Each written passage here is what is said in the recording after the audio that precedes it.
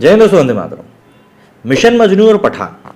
Mission Majnu हालांकि मैं personally बताऊं तो मुझे इतनी कोई खास पसंद नहीं आई थी, लेकिन हाँ मूवी की कहानी बहुत अच्छी थी। सिद्धार्थ मल्होत्रा ने काम ठीक किया था, लेकिन कहीं ना कहीं कुछ कसक सी रह गई थी ऐसा लग रहा था। और रश्मिका मंदाना का इस्तेमाल काफी कम हुआ था। बस ये कुछ चीजें थी जो मुझे बुरी लगी थी, नहीं तो ऑल इन ऑल ये मूवी मुझे काफी पसंद आई थी। वहीं पठान की बात करें तो भाई उसके बारे में तो कुछ कहने के लिए है ही नहीं। काफी कुछ चीजें होने के बावजूद भी मूवी बहुत अच्छी थी। हम सिर्फ इतना ही कहते हुए बात को खत्म करते हैं। लेकिन देखिए यहां पर समझने वाली बात क्या है। समझने वाली बात दरअसल ये है कि मिशन मजनू और पठान दोनों ही रॉ के एजेंट्स के ऊपर बनी हुई मूवी। यदि आप एक तरीके से दोनों मूवीज को देखें तो कहीं ना कहीं आपको मिशन मजनू असलियत के ज्यादा करीब लगेगी। हालांकि बोला भी यही गया है कि वो सच्चाई के जो इवेंट्स हैं उन्हीं के ऊपर बेस्ड है, लेकिन पठान को देखकर कहीं ना कहीं आपको यही फील आएगा कि यार पूरी तरीके से ये तो एक फैब्रिकेट की हुई मूवी है। और जो जिस तरह से उसमें एजेंट्स को दिखाया गया है लार्जर देन लाइफ इमेज के साथ में, वो कहीं ना कहीं कई लोगों को ये भी लग सकता है कंपैरिजन करने में कि यार ये ज्यादा है।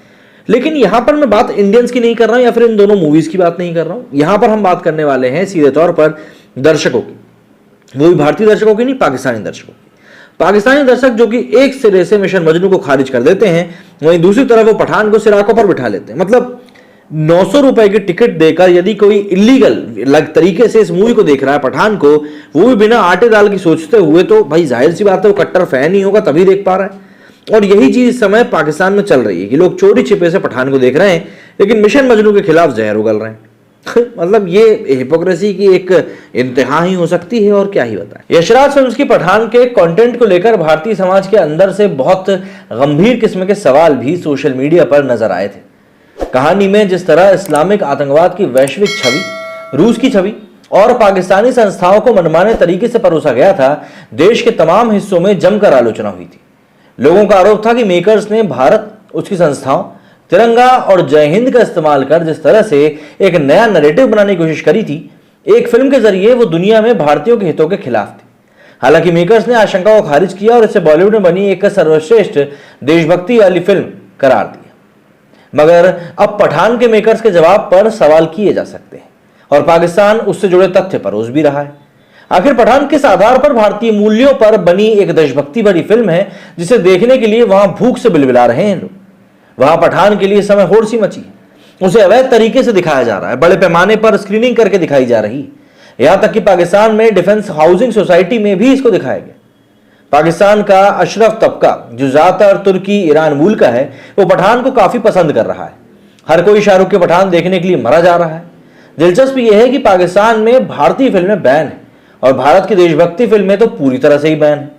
तमाम प्रतिष्ठित मीडिया रिपोर्ट्स का दावा है कि पाकिस्तान के शहर कराची के कई हिस्सों में पठान की अवैध स्क्रीनिंग हो रही है। डिफेंस हाउसिंग अथॉरिटी में भी पठान दिखाई जा रही थी। बताने की जरूरत नहीं कि डिफेंस हाउसिंग अथॉरिटी में पाकिस्तान के कौन से लोग रहते हैं। सोशल मीडिया के जरिए भी टिकट बेचे जा रहे हैं। वहां पठान के एक टिकट के लिए 900 रुपए की बोली लगी। यह उस पाकिस्तान की हालत है जहां पर लोगों के पास आटा खरीदने के लिए पैसे नहीं। पाकिस्तान में फिलहाल हर तरह की भारतीय फिल्में बैन है, क्योंकि पुलवामा और बालाकोट के बाद दोनों देशों के बीच तमाम तरह के रिश्ते पूरी तरह से स्थगित पड़े। मजेदार यह है कि जब भारत और पाकिस्तान के रिश्ते सामान्य थे, तब भी वहां भारत की उन फिल्मों की स्क्रीनिंग नहीं की जाती थी जिसमें पाकिस्तान या फिर आतंकवाद या फिर भारतीय सेना के सब्जेक्ट सेंटर में होते थे। पाकिस्तान में बॉर्डर, गदर, एलओसी कारगिल, हकीकत जैसी फिल्में बैन हुई। यहां तक कि राजी को भी वहां प्रतिबंधित किया गया।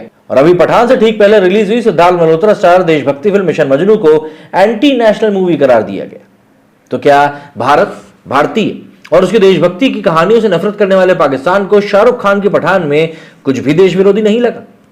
तो क्या यह मान लिया जाना चाहिए कि भारत में जो लोग पठान के कंटेंट पर सवाल उठा रहे थे वो सही थे?